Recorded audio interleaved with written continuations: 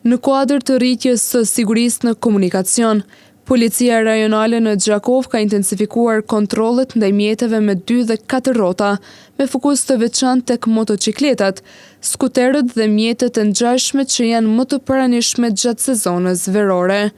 Sipas informacioneve të dërguara për mediumin ton nga kapiteni Albin Sahaqia, thotë se njësia rajonale trafikut rrugor në DRP Gjakov është duke zbatuar planin operativ, kontrolli i shtuar i qarkullimit të motocikletave, skuterëve, trotinetëve dhe 4 cikletave 2026.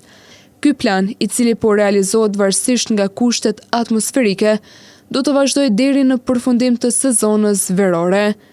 Qëllimi kryesor i këtij aksioni është vetëdijësimi i drejtuesve të këtyre mjeteve, me theks të veçantë në përdorimin e pajisjeve mbrojtëse, sidomos helmetës, si nga shoferët ashtu edhe nga pasagerët. Autoritetet policore bëjnë të ditur se përveç masave vetëdijësuese dhe preventive, në teren po ndërmerren edhe masa ndëshkuese ndaj të gjithë atyre që nuk respektojnë rregullat e komunikacionit. Kontrollet do të jenë të vazhdueshme dhe pa tolerancë për kundërvajtësit.